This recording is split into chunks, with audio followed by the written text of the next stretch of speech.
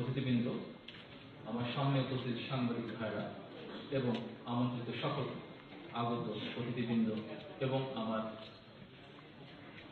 BNP সহ বিভিন্ন অঙ্গ সংগঠনের উপস্থিত নেতাকর্মীরা, আসসালামু আলাইকুম। আজকে আমরা এখানে একত্রিত হয়েছি একজন মানুষকে স্মরণ করা।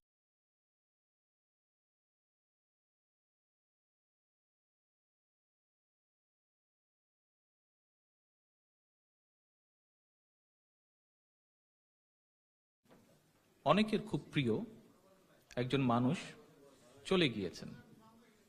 ওনার নাম ছিল, আমরা সকলেই জানি এখানে উপস্থিত, নাম ছিল জনাব মরহুম জনাব কমরুদ্দিন আহমেদ। এখানে অনেক বক্তাই এখানে আজকে যারা ঘরে আমরা এখানে উপস্থিত আছি, কম বেশি হয়তো অনেকেরই সুযোগ হয়েছিল সেই মানুষটির সাথে অনেক কাছাকাছি থেকে দলীয় কার্যে বা দলীয় কাজে অংশগ্রহণ করার, কর্মসূচিতে অংশগ্রহণ করার। এছাড়াও হয়তো এখানে অনেকেই উপস্থিত আছেন যারা হয়তো ব্যক্তিগতভাবেও তার বন্ধু ছিলেন। ভদ্রলোকের সাথে স্বাভাবিকভাবেই আমার পরিচয় হয়েছিল সাংগঠনিক পর্যায় থেকেই, অর্থাৎ দলীয় কার্যক্রমের ভেতরে এসেই ভদ্রলোকের সাথে আমার পরিচয় হয়েছিল। বিকেল থেকে এই অনুষ্ঠান শুরু হয়েছে। অনেক বক্তাই যারা যারা বক্তব্য দেবার সুযোগ পেয়েছেন, প্রত্যেকেই হয়তো নিজের মতন করে নিজের যে অভিজ্ঞতা আছে কমরুদ্দিন সাহেব সম্পর্কে সেভাবে হয়তো তুলে ধরেছেন। সবারটা আমার শোনার সৌভাগ্য হয়নি কে কি বলেছেন। কমরুদ্দিন সাহেব সম্পর্কে যদি বলতে হয়, একটি কথা আমাকে বলতে হবে, রাজনীতি যেহেতু আমরা করি, স্বাভাবিকভাবেই যারা রাজনীতি করে, রাজনীতির মাঠে যারা থাকে, রাজনীতির অঙ্গনে যারা আমরা চলাফেরা করি, রাজনীতির কারণেই বহু মানুষের সাথে সাক্ষাৎ হয়, বহু মানুষের সংস্পর্শে আসতে হয়, বহু মানুষের সাথে ওঠা বসা করতে হয়। কমরুদ্দিন সাহেবের মধ্যে একটা কোয়ালিটি আমি দেখেছিলাম, যেই কোয়ালিটিটা শুধু রাজনীতির জন্য নয়, যে কোনো কাজের জন্য অসম্ভব রকম অত্যন্ত গুরুত্বপূর্ণ। কি ছিল সেটি? ওই মানুষটার একটা কোয়ালিটি ছিল, দোষে গুণে মিলেই মানুষ, হয়তো দোষ ছিল ওনার, সেটা আমি জানি না, কোয়ালিটিটা আমার চোখে পড়েছে। এক নম্বর কোয়ালিটি ছিল, you could depend on him, অর্থাৎ আপনি ওনার উপরে আস্থা রাখতে পারতেন, ভরসা রাখতে পারতেন। আপনি যদি বলতেন যে আপনি কোনো একটা সমস্যার মধ্যে পড়েছেন, উনি যদি আপনাকে বলতেন যে ঠিক আছে, আপনাকে এই সমস্যা থেকে আমি হেল্প করার চেষ্টা করব, তারপরেরটা কিন্তু উনি পুরা বিষয়টা নিজের কাঁধে নিয়ে নিতেন এবং যতক্ষণ পর্যন্ত আপনার সেই সমস্যার সমাধান না হতো, উনি ওনার সর্বোত্তক চেষ্টা চালিয়ে আপনার সমস্যার সমাধানের চেষ্টা উনি করতেন। এই একটা কোয়ালিটি ছিল, অর্থাৎ উনি যদি ইয়েস বলতেন, ওই ইয়েসের মর্যাদাটা উনি রাখতেন। আপনার সাথে কোনো একটা কথা প্রসঙ্গে যদি উনি বললেন যে ইয়েস, উনি ওটা করবেন, তাহলে আপনি শিওর থাকতে পারতেন, নিশ্চিত থাকতে পারতেন আপনি যে ভদ্রলোক ওই কাজটি করতেন। আরেকটি বিষয় আমি ওনার দেখেছি, যেই বিষয়টা আসলেই এই প্রথম বিষয়টার মতন আরেকটি গুরুত্বপূর্ণ বিষয়, এবং যেটি আমি মনে করি যে আমাদের বহু মানুষের মধ্যে এই এই এই প্র্যাকটিসটা নেই এবং এই প্র্যাকটিসটা করা প্রয়োজন। আমরা যখন বড় বড় মনীষীদের বা বড় বড় যারা সমাজের বুকে, দেশের বুকে, মানুষের কাছে যারা অনেক বড় হয়েছে, এই মানুষগুলোর মধ্যে ওই কোয়ালিটিটা দেখেছি, যেই কোয়ালিটিটা কমরুদ্দিন সাহেবের মধ্যে ছিল। উনি যদি বলতেন যে ভাই আমি 6টার সময় আসবো, অথবা আপনি যদি বলতেন যে ভাই আপনাকে 6টার সময় আসতে হবে, ঠিক উনি 6টার সময় এসে হাজির হতেন। ঠিক উনি 6টায় এসে হাজির হতেন। কি করে করতেন জানি না, অনেক কয়েকদিন আমি দেখেছি যে হয়তো আমাকে প্রথম উনি আমাকে, আমি এই দেশে যখন চিকিৎসার জন্য আসলাম, প্রথম উনি আমাকে নিয়ে যেতেন। যখন একটু একটু করে কিছুটা স্টেবল হলাম, তখন উনি আমাকে নিয়ে যেতেন, ডাক্তারের কাছে, অথবা অন্য কোথাও যদি কখনো যেতে হতো উনি নিয়ে যেতেন। তো হয়তো ঠিক হলো যে 5টার সময় আমরা বের হব। হঠাৎ আমি অনেক সময় খেয়াল করে দেখতাম যে 5টা বাজতে তখন 5-6 মিনিট বাকি আছে, অথচ কমরুদ্দিন সাহেবের গাড়িটা বাসার বাইরে রাস্তার উপরে পার্ক করে এক সাইডে দাঁড়িয়ে আছে। কি ব্যাপার? 5 মিনিট পরে উনি দরজার মধ্যে টোকা দিলেন, দরজাটা খুললাম, কমরুদ্দিন সামনে দাঁড়িয়ে। তাহলে যে ভাই আপনি ওখানে কি করছিলেন, ভিতরে চলে আসতেন। বলেন যে না, আপনার সাথে তো 5টার সময় কথা হয়েছে, ওই জন্য 5টার সময় আমি নক করলাম। অর্থাৎ উনি যদি আগে চলে আসতেন, দেরি উনি কখনো করেননি। আমার যতটুকু মনে আছে, যতটুকু স্মৃতি আছে, যে কয়দিন এই 2 বছর ওনার সাথে আমি এই দেশে আসার পরে 2 বছর ওনার সংস্পর্শে ছিলাম, 2 বছরে কোনোদিন আমার মনে হয় না যে উনি দেরি করেছেন। আগে এসেছেন, ইন টাইম এসেছেন অথবা আগে এসেছেন। যেদিন আগে চলে এসেছেন ওদিন, সেদিন উনি হয়তো বাইরে অপেক্ষা করেছেন কিছুক্ষণ, ঠিক যখন টাইম হয়েছে ওই সময়ে এসে দরজায় উনি নক করেছেন। এইরকম ভাবে যদি আমরা বিবেচনা করি তাহলে দেখবো যে মানুষের অনেকগুলো কোয়ালিটি ছিল। একটা একটা কথা আমাদের দেশে প্রচলিত আছে যে ভালো মানুষকে আল্লাহ তাড়াতাড়ি নিয়ে যায়। আমার মনে হয় কমরুদ্দিন সাহেব অনেকের মতন, বেশ কিছু ভালো মানুষের মতন কমরুদ্দিন সাহেবের ক্ষেত্রেও কথাটা 101% প্রযোজ্য, যে ভালো মানুষকে যে আল্লাহ তাড়াতাড়ি তুলে নিয়ে যায়, এটা ওনার ক্ষেত্রেও একইভাবে প্রযোজ্য হয়েছে। তো আজকে আমি যেরকম আমার পিতাকে কম বয়সে হারিয়েছি, এখানে তানভীর উপস্থিত আছে, কমরুদ্দিন সাহেবের বড় ছেলে, ও ওর পিতাকে হারিয়েছে। ওরা যারা আছে সন্তান ওনার, সবাই ওর পিতাকে হারিয়েছে। কাজেই এখানে আমরা আজকে যারা ঘরে উপস্থিত আছি, কম বয়সে আমরা যারা পিতৃহারা হয়েছি, পিতাকে হারিয়েছি, এই কষ্টটা যারা হারাননি, আল্লাহ মাফ করুক, যতদিন বেশি সম্ভব যারা হারাননি, আমি দোয়া করি যে যাদের বাবা মা এখনো জীবিত আছেন, আমরা সকলে দোয়া করি যে তারা আরো অনেক দিন তাদেরকে আল্লাহ হায়াত দেখ, তাদের বাবা মাদের যারা এখনো জীবিত আছেন। আমরা যারা হারিয়েছি এই বেদনাটা শুধু আমরা বুঝতে পারবো। কাজী তানভীরের বেদনা যেরকম আমি বুঝি, আমার বেদনা তানভীরই বুঝতে পারবে। তো যেহেতু আমরা আজকে এখনো জীবিত আছি আল্লাহর রহমতে এই দুনিয়ার বুকে, আমাদের এখন একটাই করা আছে, যেহেতু এই ঘরে আমরা যারা আছি কম বেশি আমরা অধিকাংশ মানুষ এক বাক্যে বলি যে কমরুদ্দিন সাহেব একজন ভালো মানুষ ছিলেন। যেহেতু উনি ভালো মানুষ ছিলেন, কাজে ওনার জন্য ভালো মানুষ যদি সত্যিকার ভাবে আমরা ওনাকে মনে করে থাকি, তাহলে আমরা যারা এখানে মুসলমান আছি, আমরা যারা নামাজ পড়ি, যখন নামাজ পড়ি অথবা যখন দোয়াত কোনো সূরা তেলাওয়াত করি, তারপরে আমরা এই ভালো মানুষগুলোর জন্য আল্লাহর কাছে দোয়া চাইতে পারি। এটাই ওনাদের জন্য এখন সবচেয়ে বড় পাওয়া আমাদের কাছ থেকে। নেতৃবৃন্দ, মঞ্চে উপবিষ্ট নেতৃবৃন্দ, সামনে উপবিষ্ট নেতৃবৃন্দ, সামনে উপবিষ্ট আমার সাংবাদিক ভাইরা, একটু আগে কথা প্রসঙ্গে আমি বলেছি যে এখানে আমরা যারা আজকে উপস্থিত আছি, বলতে গেলে হাতে গোনা 2-4 জন ছাড়া বাকি সকলেই আমরা রাজনৈতিক অঙ্গনের মানুষ। কাজেই যদিও আমরা, কমরুদ্দিন সাহেব রাজনৈতিক অঙ্গনের মানুষ ছিলেন, যদিও এটা শোক সভা ওনার, আমরা এখানে ওনাকে নিয়ে আলোচনা করছি, তারপরেও ওনার আলোচনা, ওনার প্রসঙ্গের পরে অন্য কিছু প্রসঙ্গ চলে আসে। কি সেই প্রসঙ্গ? আমরা সবাই আজকে 6000 মাইল দূরে আমাদের দেশ থেকে। দেশের বর্তমানে যে অবস্থা, দেশের বর্তমানে যে সামগ্রিক অবস্থা, স্বাভাবিকভাবেই যে কোনো মানুষই সে অবস্থা সম্পর্কে দুশ্চিন্তাগ্রস্ত। কেন দুশ্চিন্তাগ্রস্ত? আপনাদের মনে আছে, খুব বেশি দিন আগের কথা না, বোধহয় এই যে পহেলা বৈশাখীতে দেখেছেন কি ঘটেছে ঢাকা ইউনিভার্সিটিতে, বা আরো কিছু কিছু জায়গায় একই ধরনের কি ঘটনা ঘটেছে। তার কিছুদিন আগে আমরা দেখলাম সেই ঢাকা ইউনিভার্সিটিতেই একজন মানুষকে, একজন ব্লগারকে হত্যা করা হলো।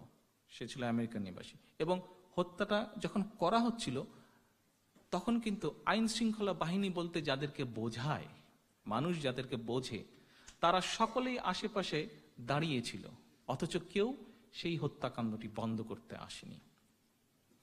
আমরা যদি দেখি এই 2 দিন আগের ঘটনা, 5 দিন আগের ঘটনা, 6 দিন আগের ঘটনা, আমরা কি দেখলাম? যে দেশনেত্রী বেগম খালেদা জিয়া যখন বিএনপি সমর্থিত প্রার্থীর পক্ষে নির্বাচনী কাজে অংশগ্রহণ করছিলেন, এবং স্বাভাবিকভাবেই আজকে বিভিন্ন কারণে আজকে এটা প্রমাণিত দেশের মানুষের কাছে যে এককভাবে জনপ্রিয় কোনো নেতা যদি বাংলাদেশে এই মুহূর্তে থাকে, সেটি বেগম খালেদা জিয়া। এটির সাথে যদি কেউ দ্বিমত করতে চান, অন্য কোনো নেতাকে যদি কেউ বলতে চান যে সে এককভাবে জনপ্রিয়, আমাদের তার প্রতি চ্যালেঞ্জ থাকবে, আসেন র্যাব, পুলিশ, সিকিউরিটি সবকিছু ছাড়া আসেন জনগণের কাতারে। আমরা তো আছিই জনগণের কাতারে। উপরে আমরা আল্লাহর উপরে বিশ্বাস রাখি, নিচে আমাদের সহায়তা করছে, সমর্থন দিচ্ছে আমাদের জনগণ।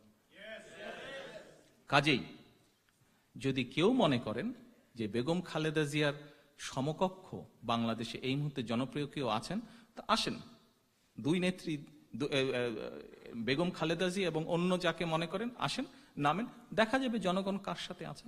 কিন্তু আমরা কি দেখলাম, কিভাবে দিনের আলোতে দেশনেত্রীর উপরে আক্রমণ চালানো হলো। এবং আক্রমণ শুধু চালানো হলো না, ওই আবারও আইন শৃঙ্খলা রক্ষা বাহিনী যাদেরকে বোঝায় তারা আশেপাশেই উপস্থিত, তাদের সকলের সামনেই এই কার্যটা করা হলো।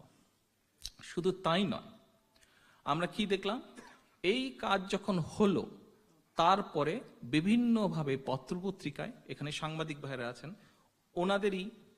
ওনাদেরাই যেসব পত্রপত্রিকায়, টিভিতে কাজ করেন, সেইগুলি মাধ্যমগুলোতে আমরা দেখলাম যে কারা এই যে যারা আক্রমণগুলো করছিল দেশনেত্রীর গাড়িতে, দেশনেত্রীর বহরের উপরে, দেশনেত্রীর উপরে, যে তার সাথে তার দলীয় নেতাকর্মী বা নিরাপত্তা কর্মীদের উপরে যে আক্রমণগুলো করছিল, এরা কারা, এদের পরিষ্কার পরিচয়, সাংগঠনিক পরিচয়, সামাজিক পরিচয়, সকল কিছু পরবর্তীতে বিভিন্ন সংবাদ মাধ্যম সহ বিভিন্ন মাধ্যমে আমরা পরিষ্কার দেখতে পেলাম। এখন আমার তো মনে হয় না একমাত্র শেখ হাসিনা ছাড়া আর বাংলাদেশে এমন কোন বেকুব লোক আছে যে বুঝবে না এটাতে সরাসরি শেখ হাসিনার ইঙ্গিত আছে। এই আক্রমণের ঘটনায় যে শেখ হাসিনার ইঙ্গিত সরাসরি আছে, এইটা বুঝতে কারো বাকি নেই। কারণ 96 সালে যখন শেখ হাসিনা ক্ষমতা ছিল, আপনাদের মনে আছে চিটাগংয়ের একটি ঘটনায় সে বলেছিল একটার বদলে একটার বদলে দরকার হলে তারা 10টা লাশ ফেলবে। এটা হচ্ছে শেখ হাসিনার কথা। আর বিভিন্ন সময় পর্যায়ক্রমে আপনাদের সামনে বিভিন্ন ডকুমেন্টে আমি দেখিয়েছিলাম, একবার শেখ মুজিবুর রহমান এই যে আনোয়ার হোসেন মঞ্জুকে বলেছিল যে কিছু মিছু একটা রাখতে, কিছু না কি জানি বলে না, কিছু একটা রাখিস গাড়িতে। তো আমরা কি দেখলাম, দেশনেত্রীর উপরে যারা আক্রমণ করেছে, দেশনেত্রীর বহরে যারা আক্রমণ করেছিল, তাদের সাংগঠনিক পরিচয়গুলো আমরা দেখতে পেয়েছি। এবং একই সাথে দেখতে পেয়েছি ছবিগুলোতে যে তাদের পেছনে এবং বিভিন্ন সময় কোমরে ওই কিছু একটা ছিল। তো যে দলের নেতা তার কর্মীদেরকে বলে কিছু একটা সাথে রাখো, যে দলের নেত্রী তার নেতা কর্মীদেরকে বলে একটার বললে 10টা লাশ ফেলো, তারা যখন জোর করেই হোক বা যেভাবেই হোক দেশ পরিচালনার দায়িত্বে থাকে বা ক্ষমতায় থাকে, তখন কি এর থেকে এই যে যেই কয়েকটি ঘটনা বললাম, ঢাকা ইউনিভার্সিটির বলেন, আশুলিয়ার ব্যাংক ডাকাতি বলেন, আশুলিয়ার ব্যাংক ডাকাতিতে আমরা কি দেখলাম পত্রপত্রিকায়, যে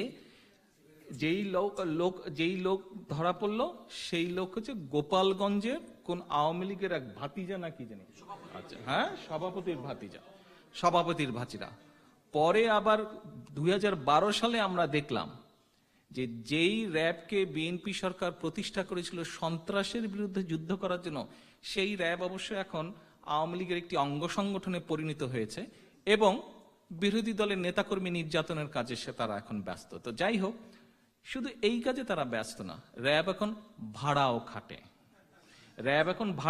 2012 সালে আমরা দেখলাম নারায়ণগঞ্জের একটি ঘটনায় যে র্যাবের, তাও আবার এক কি মন্ত্রীর, অবৈধ মন্ত্রীর এক জামাতা, এখন জামাতা অবৈধ কিনা এটা বলা যাচ্ছে না, এটা পরবর্তীতে পরীক্ষা নিরীক্ষা করলে বলা যাবে।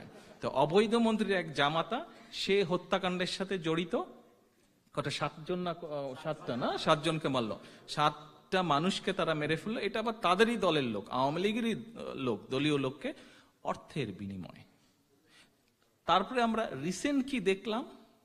রিসেন্ট আমরা দেখলাম যে এই আরশুলিয়ার ব্যাংক ঘটনার সাথে এখন আবার বিভিন্নভাবে শোনা যাচ্ছে এটার সাথে বলে আবার পুলিশও জড়িত। তো এখন এই ব্যাংক ডাকাতির ঘটনা, হত্যার ঘটনা কিন্তু এটা তাদের আজকেরকার ইতিহাস না, বা আজকেরকার না, এটা তাদের অতীতেও হয়েছে। ব্যাংক ডাকাতির ইতিহাস তাদের অতীতেও আছে, ব্যাংক ডাকাতির ঘটনা তাদের অতীতেও আছে। এটি তাদের রক্তের মধ্যে প্রবাহিত, এটি তাদের রক্তের মধ্যে প্রবাহিত, হত্যা রক্তের মধ্যে প্রবাহিত। তো এখন তারা কাজে তাদের মুখে কোনোভাবেই গণতন্ত্র মানায় না। ইতিহাস যদি সঠিকভাবে, যদি একটা নিরপেক্ষ ইতিহাসের বই যদি পড়েন, এমনকি তাদের যারা লোকজন আছে তাদেরও লিখিত ইতিহাসের বই যদি পড়েন, ইতিহাসের বই পড়লে আমরা কি দেখব যে আওয়ামী লীগ সৃষ্টির পর থেকে আমরা দেখেছি যে শেখ মুজিবুর রহমান আওয়ামী লীগের অন্যতম নেতা হিসেবে সব সময় গণতন্ত্রের কথা বলেছে, সব সময় গণতন্ত্রের কথা বলেছে, মানুষের স্বাধীনতার কথা বলেছে, পত্রপত্রিকার স্বাধীনতার কথা বলেছে। কিন্তু আমরা কি দেখলাম, যখন ক্ষমতায় আসলো, ৭২ সালে যখন ক্ষমতায় আসলো, কি দেখলাম? চতুর্থ সংশোধনের মাধ্যমে বাকশাল তারা গঠন করলো বাংলাদেশের সকল রাজনৈতিক দলকে, এমনকি তাদের যে দল আওয়ামী লীগ, তাদের যে দল, এটিকেও তারা ব্যান করে দিল। এই দল বাকশাল গঠন করলো, সকল পত্রপত্রিকা বন্ধ করে দিল, 4টি পত্রিকা রেখে। তো যারা সারা জীবন করলো, গণতন্ত্রের কথা বললো, আন্দোলন করলো, ক্ষমতায় আসার পরে তারা বন্ধ করে দিল গণতন্ত্র, মানুষের মুখের কথা বলার স্বাধীনতা হরণ করে নিল, মানুষের ভোট দেওয়ার স্বাধীনতা তারা হরণ করে দিল। শেখ হাসিনাকে আমরা দেখলাম বিএনপির বিপক্ষে খুব বড় বড় কথা বলল। কি বলল? যে বিএনপি বলে গণতন্ত্র হত্যা করে। আপনি যদি যুক্তি দিয়ে বিচার করেন, আমরা দেখতে পাই গণতন্ত্র হত্যা করলো শেখ মুজিবুর রহমান বাকশাল গঠনের মাধ্যমে। 1979 সালে আমরা দেখতে পেলাম আমাদের নেতা শহীদ রাষ্ট্রপতি জিয়াউর রহমান, বাংলাদেশের প্রথম রাষ্ট্রপতি, বাংলাদেশের স্বাধীনতার ঘোষক, উনি যখন দায়িত্বভার গ্রহণ করলেন, তখন আবার বহুদলীয় গণতন্ত্র দেশে চালু হলো। আজকে শেখ হাসিনা ক্ষমতায় থাকলে, শেখ হাসিনার কাছে ক্ষমতা থাকলে দেশে গণতন্ত্র আছে। শেখ হাসিনারা বলল যে দেশে যখন তারা 91 থেকে 96 যখন তারা আন্দোলন করলো, কিসের বিরুদ্ধে আন্দোলন করলো? তারা আন্দোলন করলো নিরপেক্ষ নির্বাচন চায়। ঠিক আছে, তত্ত্বাবধায়ক সরকার প্রতিষ্ঠিত করা হলো। তখন তারা আন্দোলন করলো কার সাথে? আন্দোলন করলো তারা জামাতে ইসলামের সাথে, যেই জামাতে ইসলামের বিরুদ্ধে এখন তারা বিচার আচার করছে। তো তারা তাদের সাথে আন্দোলন করতে পিছু পা হলো না, অর্থাৎ তাদের স্বার্থ হাসিলের জন্য যখন যেটা প্রয়োজন। কিন্তু যখন তারা ক্ষমতায় আসলো, তখন তাদের কাছে প্রয়োজন হলো না আর তত্ত্বাবধায়ক সরকারের। কিন্তু আমরা নিকট ইতিহাসে কি দিলাম? নিকট ইতিহাসে দেখলাম যে তত্ত্বাবধায়ক সরকার ব্যবস্থাটি নিরপেক্ষ একটি দলনিরপেক্ষ সরকার ব্যবস্থা, এর অধীনে যতগুলো নির্বাচন বাংলাদেশে হয়েছে, আভ্যন্তরীণভাবে এবং রাজনৈতিকভাবে এই নির্বাচন গ্রহণযোগ্য হয়েছে মানুষের কাছে, গৃহীত হয়েছে মানুষের কাছে। হয়তো কোনো কোনোটির ব্যাপারে কিছু কিছু বিতর্ক ছিল, তারপরেও গৃহীত হয়েছে। কিন্তু এই সরকার ব্যবস্থাকে পরিবর্তন করা হলো। কেন এই সরকার ব্যবস্থাকে পরিবর্তন করা হলো? কারণ 2009 থেকে 2013 পর্যন্ত দেশের যেই অবস্থা করেছে, বিস্তারিত গেলে অনেক সময় লাগবে, কিন্তু আমরা কম বেশি আমাদের ধারণা আছে তারা দেশের কি অবস্থা করেছে। এবং এই অবস্থার কারণেই তারা 101% শিওর ছিল যে যদি একটি নিরপেক্ষ নির্বাচন হয়, নিরপেক্ষ নির্বাচন হলে কোনোভাবেই তাদের ফিরে আসার সম্ভাবনা নেই ক্ষমতায়। এবং যেহেতু তাদের সম্ভাবনা নেই ক্ষমতায়, স্বাভাবিকভাবে কুইক রেন্টালের নামে তারা যে হাজার হাজার লক্ষ কোটি টাকা চুরি করেছে, আত্মসাৎ করেছে এবং এখনো করছে, এর বিচার দেশবাসী করবে। তারা যে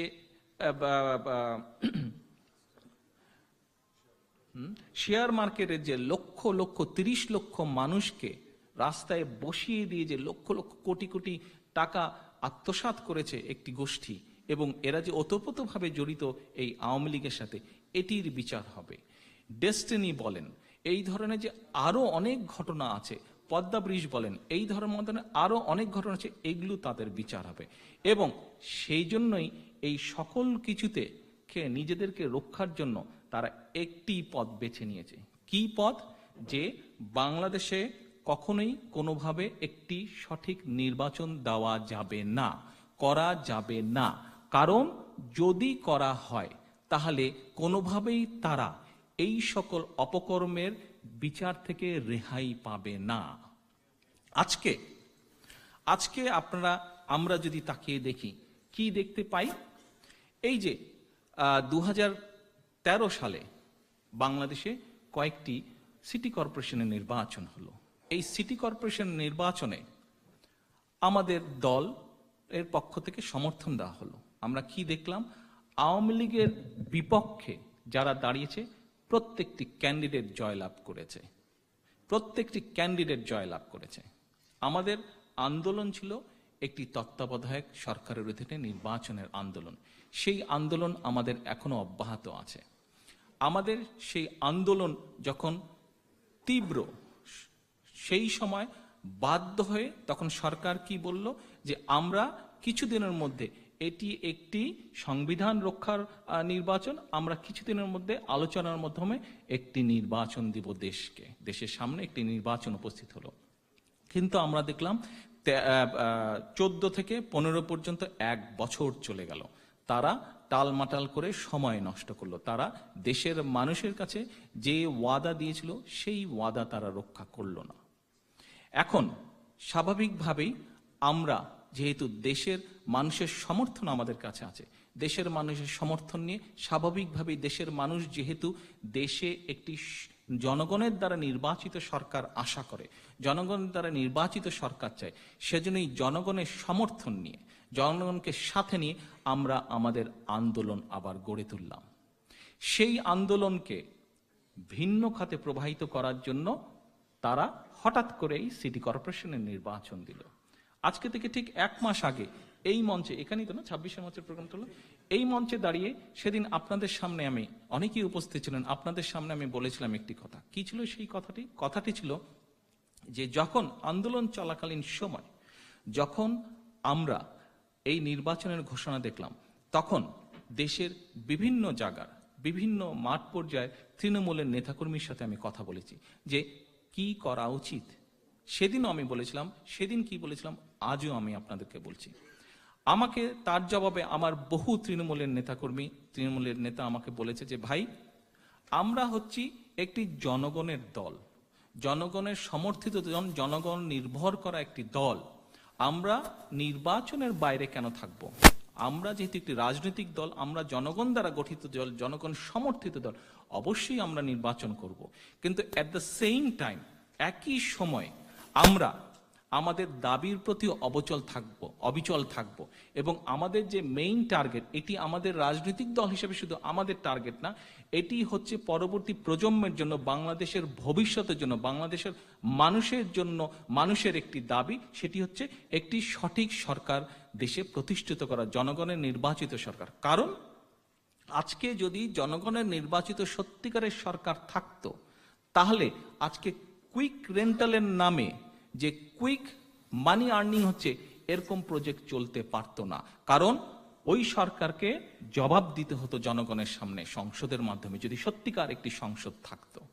আজকে যদি সত্যিকারের জনগণের সরকার থাকতো, তাহলে যেই শেয়ার মার্কেট 30 লক্ষ মানুষের পকেটের টাকা মেরে নিয়ে চুরি করা হয়েছে, আত্মসাৎ করা হয়েছে, সেটির সত্যিকার সুষ্ঠু তদন্ত হতো। যেহেতু আজকে সত্যিকার জনগণের নির্বাচিত সরকার নেই, সেই জন্য সেই ঘটনার কোনো তদন্ত হচ্ছে না। আজকে যদি সত্যিকার জনগণের নির্বাচিত সরকার থাকতো, তাহলে সাগর রুনির হত্যাকাণ্ড যেটি হয়েছে, সেই হত্যাকাণ্ডের বিচার সঠিকভাবে হতো।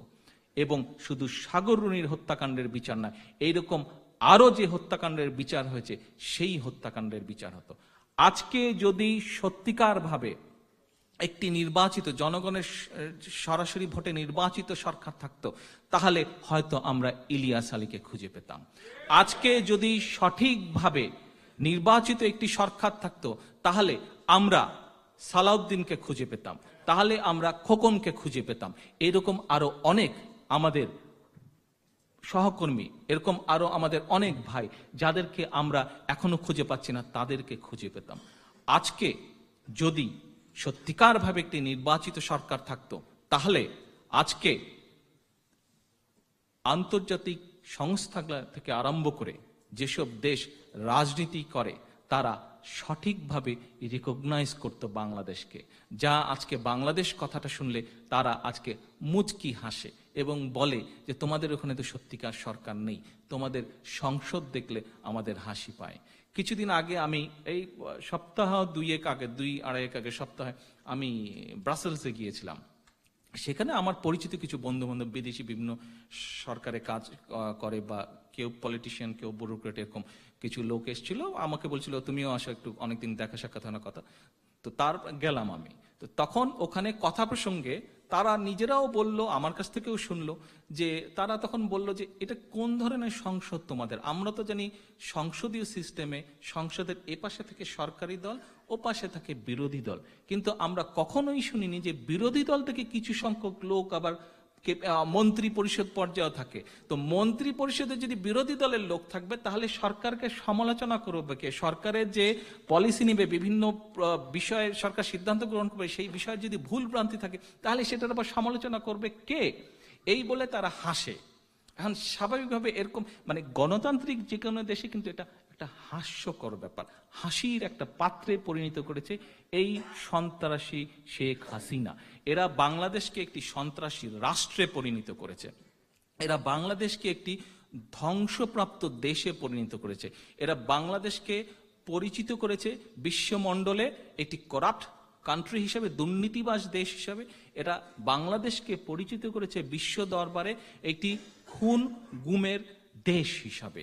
কাজেই আজকে শুধু বিএনপি বা বিএনপির নেতাকর্মীদের দায়িত্ব নয়, আজকে দায়িত্ব কিন্তু আমাদের 16 থেকে 17 কোটি মানুষের দায়িত্ব এসে গিয়েছে আজকে। কারণ এই যে ঢাকা ইউনিভার্সিটিতে কয়েকদিন আগে যে ঘটনা হয়ে গেল, এটি তো এই পরিবারটি তো বাংলাদেশের একটি পরিবার, এবং এই ধরনের ঘটনা কি শুধু ওখানেই ঘটেছে? ওখানে ঘটেছিল বলে আমরা, পত্রপত্রিকা ছিল, সাংবাদিক ভাইরা ছিল বলে আমরা জানতে পেরেছি, কিন্তু হঠাৎ করে খবর পাওয়া যাচ্ছে বাংলাদেশের বিভিন্ন জায়গায় পয়লা বৈশাখীর মতন ঘটনা ঘটছে। হঠাৎ করে খবর পাওয়া যাচ্ছে বাংলাদেশে আজকে আইনের কোনো শাসন নাই। আইন একমাত্র কাজ করছে কার জন্য? যদি আপনি একজন লিগার হয়ে থাকেন। আজকাল মানুষ যোগ করে একটি কথা বলে, কি বলে? এইদিকে 10 জন মানুষ ছিল আর ওইদিকে 5টা আওয়ামী লীগার ছিল, মানে তাদেরকে আর আজকাল মানুষের পর্যায়ে ফেলে না। আওয়ামী লীগার মানে অন্য কিছু একটা, আওয়ামী লীগার মানে অন্য কিছু একটা। কিছুদিন আগে একটা কার্টুন দেখলাম, দুই ভিখারি ভিক্ষা করছে। তো এক ভিখারি বলছে, ভাই ভিক্ষা তো মিলছে না, দেশের অবস্থা খারাপ, তো শুনি আওয়ামী লীগার এই সেই করছে, আমি ভাই আওয়ামী লীগার হয়ে যাবো। ওই লোক বলছে, তোর কি মাথা খারাপ? তুই কি আর মানুষ থাকবে না, তুই আওয়ামী লীগার হয়ে যাবি? মানে আওয়ামী লীগারটা একটা গালে পরিণত হয়েছে। তারা নিজেদেরকে নিচে নামাতে গালে পরিণত হয়েছে। আজকে আমরা কি দেখলাম? আওয়ামী লীগের নেত্রীকে দেখলাম পত্রপত্রিকায়। স্বাভাবিকভাবে আজকে দেশনেত্রী বেগম খালেদা জিয়ার একটি প্রেস কনফারেন্স ছিল, সেখানে তিনি অনেক গুরুত্বপূর্ণ বক্তব্য রেখেছেন দেশের সামগ্রিক অবস্থা নিয়ে। সামনে এই যে 2 দিন পরে সিটি কর্পোরেশনের ইলেকশন ঢাকা এবং চট্টগ্রামে, সেটা নিয়ে তিনি অনেক গুরুত্বপূর্ণ বক্তব্য রেখেছেন, গুরুত্বপূর্ণ আহ্বান জানিয়েছেন দেশের মানুষকে, বিশেষ করে ঢাকা সিটি এবং চট্টগ্রাম সিটির যে মানুষ যারা আছে, ভোটার যারা আছে, তাদের প্রতি অনেক আহ্বান জানিয়েছেন।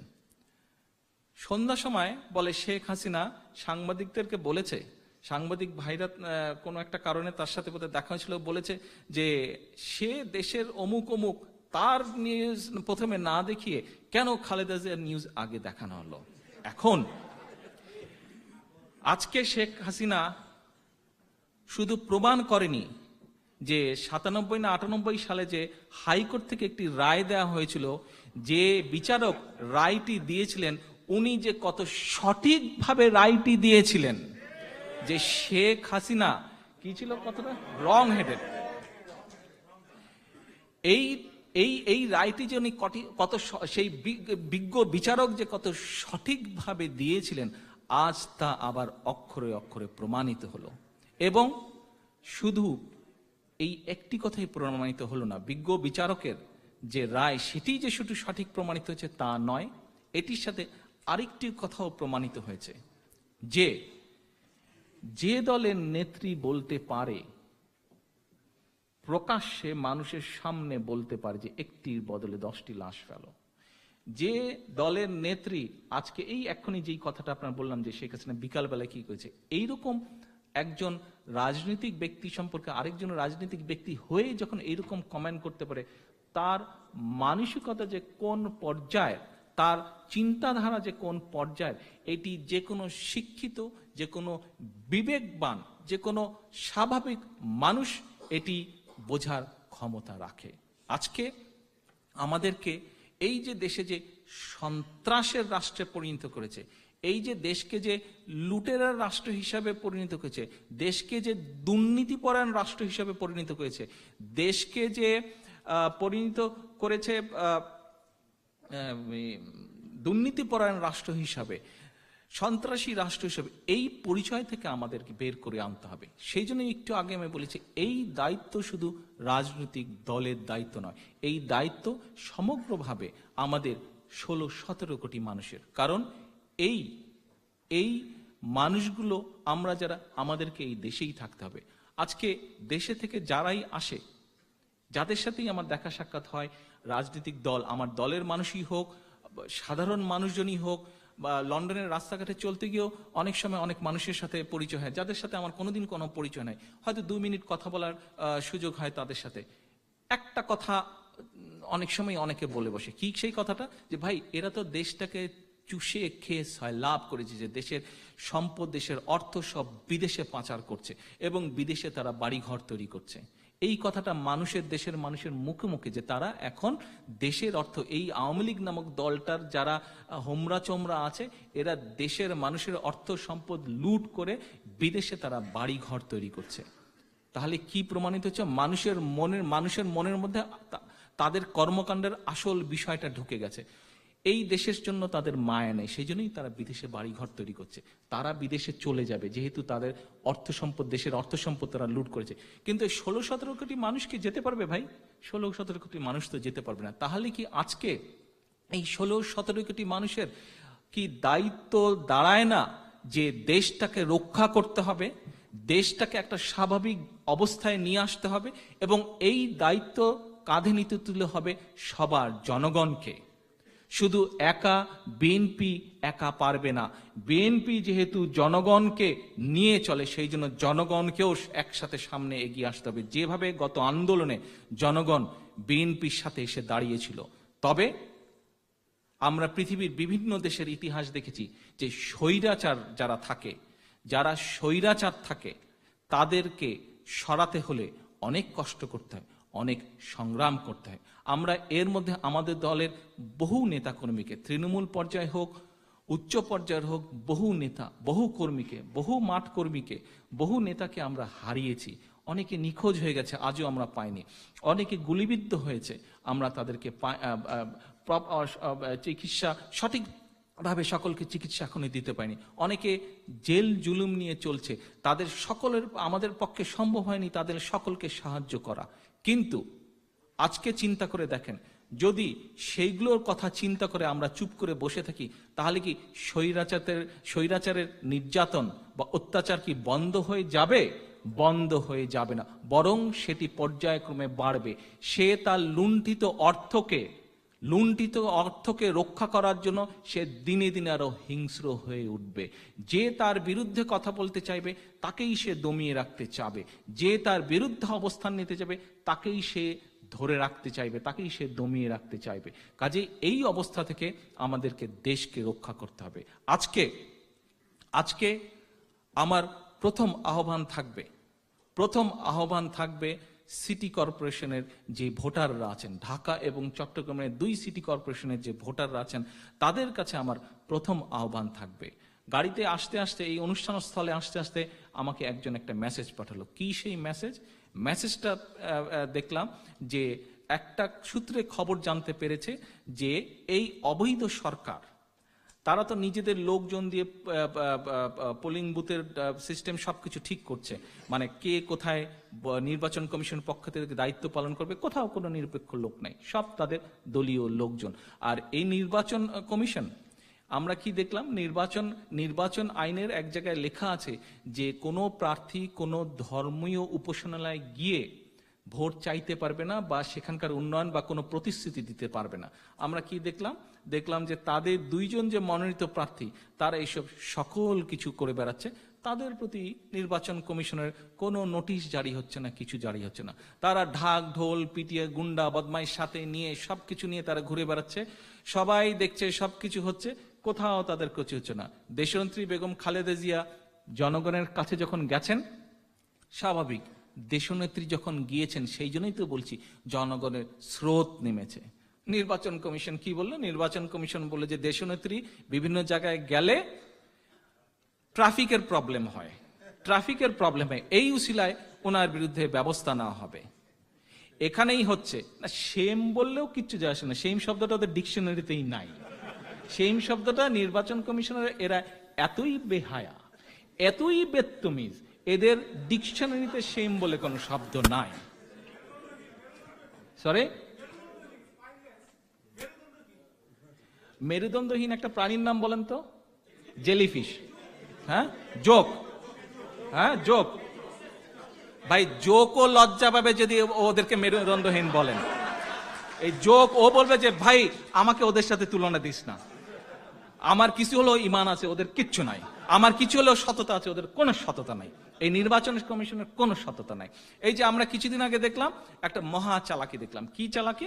আমরা দেখলাম যে তারা সেনাবাহিনী চেয়ে তারা পাঠালো, কি জানি বলে, সরকারকে চিঠি দিল লোক দেখানোর জন্য, একটু বাহবানোর জন্য। ঠিক 2 দিন পরে দেখলাম আরেকটা চিঠি গেল। কি চিঠি গেল? যে সেনাবাহিনী রেডি থাকবে এবং কোথাও কোনো সমস্যা হলে তারা গিয়ে সেখানে অ্যাকশন নেবে। একই জিনিস আমরা বিডিআরে আমাদের যেই 57 জন দেশপ্রেমিক অফিসার শহীদ হয়েছে, সেদিনও আমরা দেখেছিলাম শেখ হাসিনার নেতৃত্বে সেনাবাহিনীকে তারা প্রস্তুত রেখেছিল, কিন্তু সেনাবাহিনীকে তারা কোনো রকম ব্যবস্থা গ্রহণ করতে দেয়নি। বাধ্য করেছিল সেনাবাহিনীকে যাতে ব্যবস্থা গ্রহণ করতে না পারে, বাধ্য করেছিল যাতে নির্বিঘ্নে সেই মানুষগুলো হত্যা করা সম্ভব হয়। আজকে নির্বাচন কমিশন এই যে বিডিআরে যেটা ঘটে গেছে, এটার জন্য একদিন জবাব দিতে হবে তাদেরকে। ঠিক একইভাবে আজকেও তারা বলছে সেনাবাহিনীকে তারা স্ট্রাইকিং ফোর্স হিসাবে, যদি রিটার্নিং অফিসার কোথাও মনে করে তাহলে সেখানে গিয়ে যে গন্ডগোল হচ্ছে সেনাবাহিনী প্রয়োজন, তাহলে সেনাবাহিনী সেখানে যাবে। আরে ভাই, বাংলাদেশ কেন, লন্ডনে খুঁজলেও কোনো পাগল বিশ্বাস করবে না, পাওয়া যাবে না যে পাগল বিশ্বাস করবে যে শেখ হাসিনা আমলে রিটার্নিং অফিসার মনে করতে পারে। এটা হতেই পারে না। রিটার্নিং অফিসার কখনোই মনে করবে না যে সেনাবাহিনী যাবে এবং সেনাবাহিনী সঠিক কাজটি করবে, কারণ এরা জানে যে সেনাবাহিনী যদি মাঠে থাকে তাহলে সেনাবাহিনী সঠিক কাজটি করবে, এবং তারা যদি সঠিক কাজটি করতে সক্ষম হয় তাহলে রায় আওয়ামী লীগের পক্ষে যাবে না, রায় যাবে জনগণের পক্ষে, রায় যাবে তাদের পক্ষে যাদের নেত্রীকে দেখলে হাজার হাজার লক্ষ লক্ষ মানুষ ছুটে বেরিয়ে আসে। রায় তাদের পক্ষে যাবে। রায় যাতে তাদের পক্ষে না যায়, সেই জন্য আসার সময় আমি যে নিউজটি দেখেছি ওটি বলছি আপনাদেরকে। কি নিউজটি দেখেছি? নিউজটি দেখলাম, আমাকে একজন একটা ইনফরমেশন পাঠালো ঢাকা থেকে, যে সকাল 7টা থেকে 8টার মধ্যে যেভাবেই হোক বেশ কিছু কেন্দ্রের মধ্যে তারা চেষ্টা করবে, বেশ কিছু 93টা বোধহয় টোটাল কেন্দ্র বোধহয় হচ্ছে 10,000-এর মতন বুথ আছে, আর কেন্দ্র হচ্ছে 1982টা। চেষ্টা করবে 1982টা কেন্দ্রের মধ্যে যেভাবেই হোক সিল মেরে 30 থেকে 40% ভোট আগেই তারা কাস্ট করে রাখবে। এরকম একটা ইনফরমেশন পেলাম। তো এই হচ্ছে রিটার্নিং অফিসারের ভূমিকা। এবার বুঝতে পেরেছেন রিটার্নিং অফিসারের ভূমিকা কি হবে?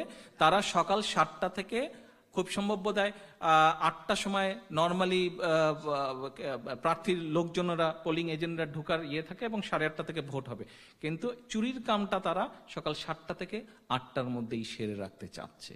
তো আজকে তারা চুরি করবেই, তারা চুরি করবেই, কারণ এটা তাদের মজ্জাগত অভ্যাস। ভোট চুরি না করে তারা থাকতে পারে না, ভোট চুরি না করলে তারা থাকতে পারবে না বাংলাদেশে। বাংলাদেশে যদি ভোট হয়, যেই ভোটে চুরি হয় না, তাহলে আওয়ামী লীগের অস্তিত্ব খুঁজে পাওয়া মুশকিল হবে। এবং সেই জন্যই ভোট ডাকাতি বলেন, ভোট চুরি বলেন, হাইজ্যাক বলেন, ব্যালট বাক্স হাইজ্যাক বলেন, যেতেই বলেন, এটি তাদেরকে করতে হবে। এবং এখন তো আরোই করতে হবে। কেন করতে হবে?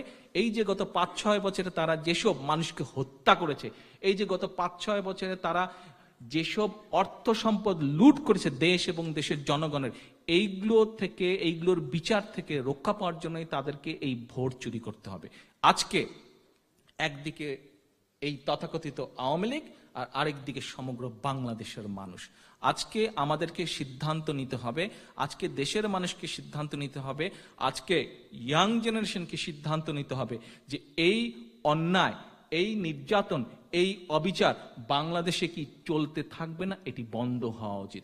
যদি বাংলাদেশের ইয়াং জেনারেশন, নতুন প্রজন্ম, বাংলাদেশের 16-17 কোটি মানুষ যদি সিদ্ধান্ত গ্রহণ করে যে আজকে এটি বন্ধ হওয়া দরকার, আপনাদের সকলের কাছে, বিশেষ করে প্রথম পর্যায়ে আমরা যদি মনে করি এটি আমাদের আজকে থেকে আরেকটি আমাদের আন্দোলনের ধাপ শুরু হলো, তাহলে এই নির্বাচন হচ্ছে আন্দোলনের ধাপ। কি হবে সেটা পরে দেখা যাবে, 28 তারিখের পরে দেখা যাবে। কিন্তু আমাদেরকে চেষ্টা করতে হবে। কি চেষ্টা করতে হবে? যে এই যে ইনফরমেশনটা একটু আগে আপনাদেরকে বললাম, তারা সকাল 7টা থেকে 8টার মধ্যে 30-40% ভোট যেভাবে হোক কাজ করানোর তারা চেষ্টা করবে চুরি করে। এটিকে বন্ধ করতে হবে। এবং এটিকে বন্ধ করতে হলে যে যে এলাকায় যেই ভোট কেন্দ্র আছে, আমার আহ্বান থাকবে, অনুরোধ থাকবে আমার প্রিয় ঢাকাবাসী এবং চট্টগ্রামবাসীর কাছে, যে আপনারা আপনাদের পবিত্র ভোটকে যাতে আমানত হিসেবে নষ্ট না হয়, এটির জন্য আপনারা অন্তত একটা দিন হলো, দরকার হলে ওরা 7টা থেকে 8টার মধ্যে করবে, আপনারা দরকার হলে দয়া করে কষ্ট করে সকাল 6টার সময়, দরকার হলে 5টার সময় গিয়ে সেখানে লাইন দিয়ে আপনারা দাঁড়ান। এবং নতুন প্রজন্মের ভাই বোন, তোমাদের কাছে একটা আমার আহ্বান থাকবে, এখন এই আধুনিক যুগে তোমরা অনেক রকমের মোবাইল তোমরা ব্যবহার করো, যেটিকে তোমরা এই অন্যায় কাজের বিরুদ্ধে তোমরা ব্যবহার করতে পারো। আমার আহ্বান থাকবে, অনুরোধ থাকবে নতুন প্রজন্মের ভাইদের কাছে, বোনদের কাছে, যেখানে যেটি অন্যায় দেখবে তোমরা, সেটি তোমরা বিশ্বকে জানাও, দেশবাসীকে জানাও। ছবি তোলার মাধ্যমে হোক, ভিডিও তোলার মাধ্যমে হোক, যেভাবেই হোক, খবর ফেসবুকের মাধ্যমে হোক, যে মাধ্যমেই হোক, তোমার পক্ষে যেভাবে সুবিধা হবে, দয়া করে তোমরা দেশবাসীকে জানাও যে কোথায় মানুষের ভোট চুরি করা হচ্ছে, কোথায় মানুষের আমানতকে নষ্ট করা হচ্ছে, কোথায় অন্যায় করা হচ্ছে, কোথায় নির্যাতন করা হচ্ছে, কোথায় ভোট দিতে দেওয়া হচ্ছে না, কোথায় ভোট সিল মারা হচ্ছে। এটির দায়িত্ব তোমাদেরকে নিতে হবে। আমরা যদি সকলে মিলে এগিয়ে আসি, আমরা যদি সকলে মিলে সাহস করে এগিয়ে যাই, তাহলে কোনোভাবেই সম্ভব না কোনো স্বৈরাচারের পক্ষে যুগে যুগে টিকে থাকা, কোনোভাবেই সম্ভব না কোনো স্বৈরাচারের পক্ষে সফল হওয়া। কারণ পৃথিবীর ইতিহাস বলে যে কোনোদিন কোনো দেশে কোনো স্বৈরাচার দীর্ঘস্থায়ী হতে পারেনি। কিছুদিন ছিল, বেশ কিছুদিন ছিল, কিন্তু দীর্ঘস্থায়ী আসন গাঁটতে তারা পারেনি। অবশেষে জনগণের, দেশপ্রেমিক জনগণের বিজয় অর্জিত হয়েছে।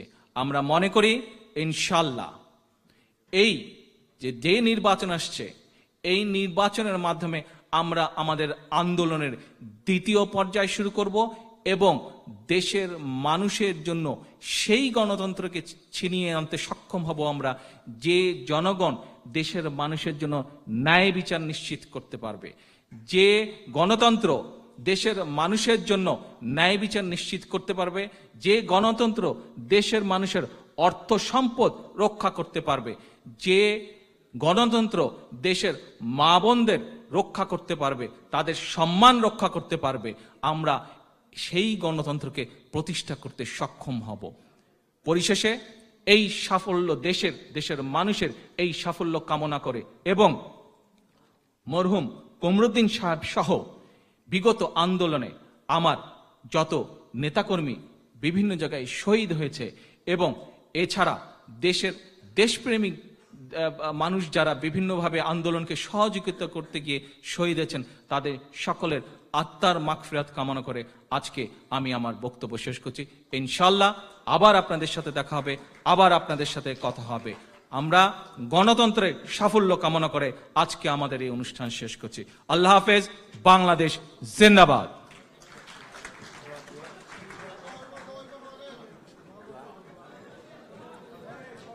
ধন্যবাদ ধন্যবাদ সংগ্রামী সাথী বন্ধুরা, আমরা অত্যন্ত গুরুত্বপূর্ণ বক্তব্য শুনেছি আমাদের senior vice chairman Tarique Rahman সাহেবের।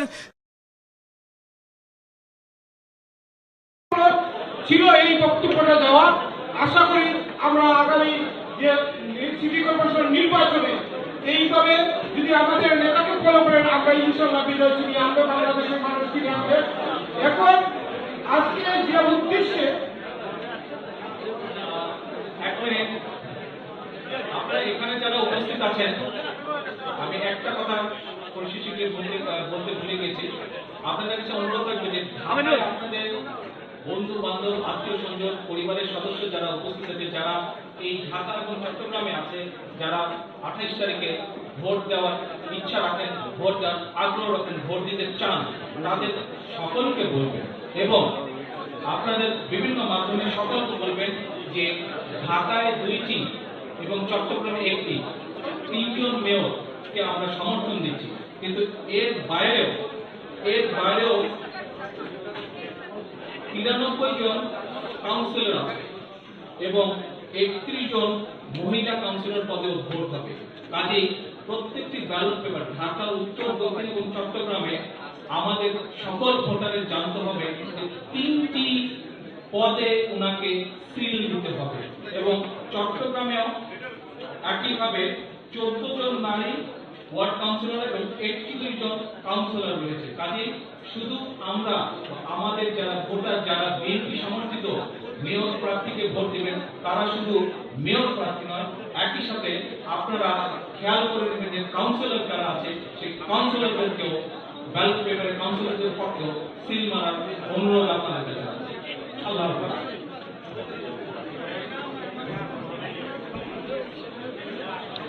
আজকে যেহেতু মরহুম আলহাজ কমরুদ্দিন সাহেবের জন্য স্মরণ সভা এবং দোয়া মাহফিল, এখন দোয়া করার জন্য আমি অনুরোধ করব। এরপরই আমরা একটি সিন্নির ব্যবস্থা করেছি, আপনারা সবাই